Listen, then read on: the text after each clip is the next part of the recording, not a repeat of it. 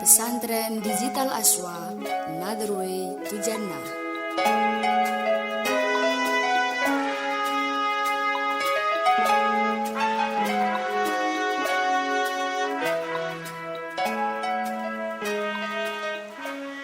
Assalamualaikum warahmatullahi wabarakatuh.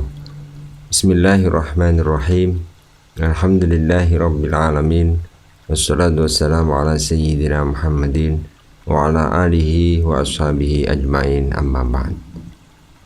Santri digital dimanapun kalian berada, mari kita bersama-sama melanjutkan pengajian kita dari kitab Qurratul Ain bi Muhammadiddin, yang pada kesempatan kali ini masih dalam pembahasan tentang syurutis shalah.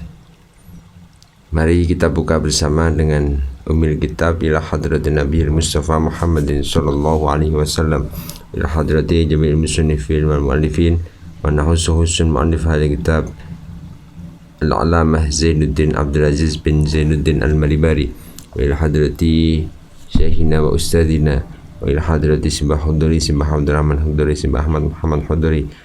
Sya'ulillahi lahumul fatihah. A'udhu billahi minasyaitonir rajim. Bismillahirrahmanirrahim. Alhamdulillahi rabbil alamin, arrahmanirrahim, maliki yaumiddin.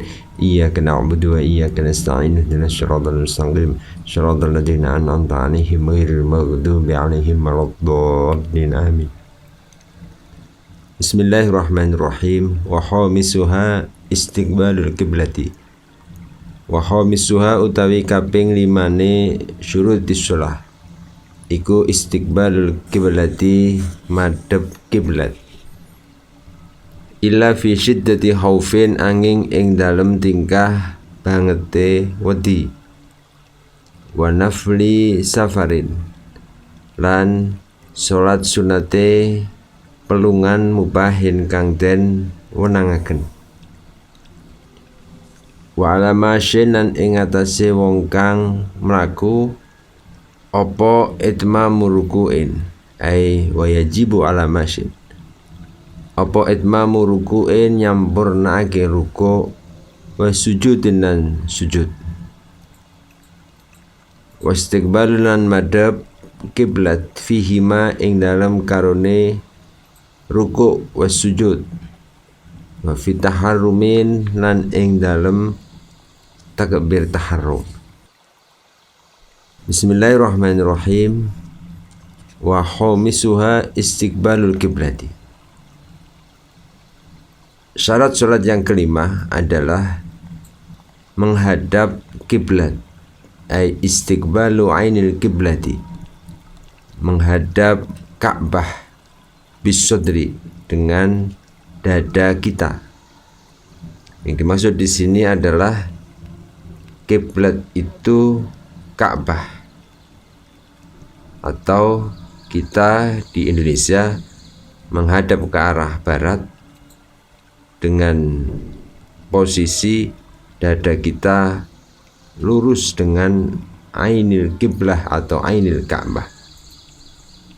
Pembahasan menghadap kiblat ini berdasarkan satu ayat, fawalli wajhaka syadral masjidil haram, bahwa kita harus menghadap kepada kiblat, atau yang dimaksud di sini adalah Ka'bah.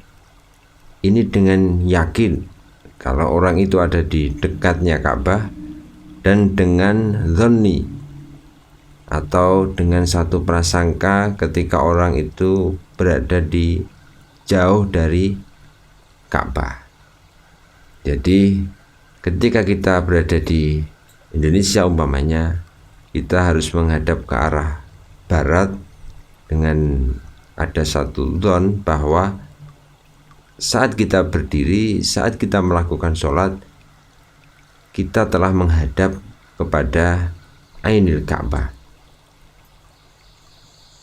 Dan keterangan di sini bisodri adalah disyaratkan dalam menghadap kiblat itu kita menghadapkan dada kita ke arah kiblat secara hakiki bagi orang yang berdiri dan orang yang duduk, dan secara hukmi bagi orang yang sedang ruku' dan juga sedang melakukan sujud.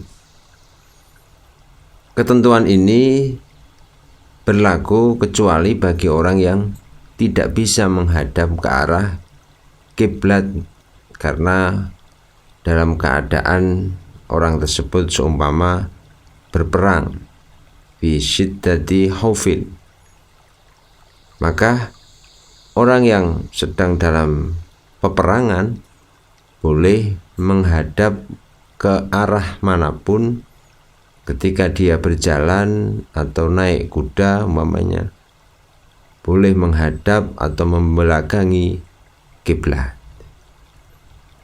Wala fi nafli safarin mubahin, dan juga boleh tidak menghadap kiblat bagi orang yang melakukan sholat sunat dalam perjalanan yang diperbolehkan.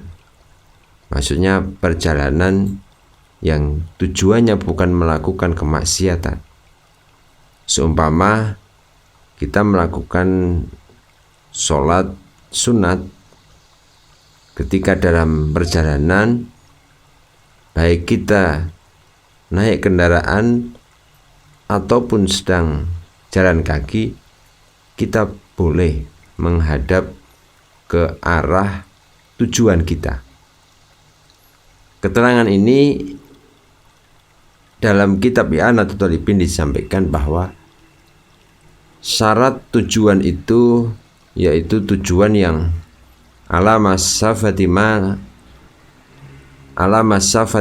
la yusma'un nida min baladihi, yaitu tujuan yang pada satu perjalanan di mana di situ kita tidak bisa mendengarkan azan. Maksudnya seperti contoh dalam bab Jumat, kita pergi ke luar desa umpamanya, maka di sini kita diperbolehkan tidak menghadap ke arah kiblat ketika melakukan sholat. Wa alamasin itmamu ruku'in wa sujudin. Ada kewajiban bagi orang yang perjalanannya itu dengan berjalan kaki, yaitu harus menyampurnakan rukuk dan sujud dengan menghadap kiblat. Umpama kita jalan kaki ke arah timur, umpamanya di Indonesia, maka ketika kita berjalan dan ketika kita melakukan rukuk dan sujudnya, kita harus berbalik menghadap ke arah barat dan menyampurnakan rukuk dan sujud. Dan mungkin setelah rukuk dan sujud kita melanjutkan perjalanan lagi menghadap ke arah timur lagi, itu enggak apa-apa. Tetapi ketika kita menggunakan kendaraan, naik mobil umpamanya, kita boleh-boleh saja dalam mobil sambil melakukan sholat umpamanya dengan posisi duduk menghadap ke arah tujuan kita, mungkin menghadap ke arah timur atau kendaraannya lagi berjalan ke arah selatan atau ke arah utara, itu diperbolehkan. Ini sangat memudahkan bagi kita ketika kita dalam perjalanan di kendaraan, tidak ada alasan lagi, kita bisa melakukan sholat sunat tanpa menghadap ke arah kiblat, dan mungkin dengan posisi duduk kita masih tetap bisa melakukan sholat sunat. Dan ini menjadi satu solusi, menjadi satu hal yang memudahkan bagi kita untuk selalu melakukan ibadah ketika kita dalam perjalanan. Wa fi taharrumin, dan ketentuan tadi bagi orang yang berjalan kaki harus menyampurnakan ruku, sujud, dan satu lagi ketika takbir taharrum ini juga harus menghadap ke arah kiblat. Keterangan ini juga dalam kitab I'anatul Talibin disampaikan bahwa wa yahrumu inhirafu an istiqbali sobi maksidihi amidan aliman muhtaran illa fil ilal kiblah. Bagi orang yang melakukan sholat ketika dalam perjalanan itu tidak boleh menga-mengu. Jadi dia harus tenang menghadap ke arah tujuan tidak terus menggak-menggok atau di perjalanan kita menghadap ke timur, menghadap ke selatan, tapi menghadaplah ke arah tujuan kita. Dan juga disyaratkan jangan banyak melakukan perkara-perkara yang bisa membatalkan sholat. Contohnya ka'adwin wa tahriki rijlin bila hajatin, berlari atau menggerak-gerakkan kaki tanpa ada tujuan yang jelas. Wa'lam aidan yustaratu fi sihhatis sholat al-ilmu bi fardiyatis sholat. Dalam pembahasan ini juga disampaikan bahwa disyaratkan juga bagi orang yang melakukan sholat itu mengetahui fardiyatis sholat, yaitu mengetahui bahwa sholat itu difardukan. Maka bagi orang yang tidak tahu ini sholat ini wajib atau tidak, maka hukumnya sholatnya juga tidak sah. Ini keterangan yang terakhir dari syurutus sholat, dan selanjutnya kita akan menginjak pembahasan tentang arkanis sholat. Semoga pembahasan kita kali ini betul-betul membawa satu ilmu yang manfaat dan berkah bagi kita semuanya. Amin ya rabbal alamin. Terima kasih. Wassalamualaikum warahmatullahi wabarakatuh. Pesantren Digital Aswa, Another Way to Jannah.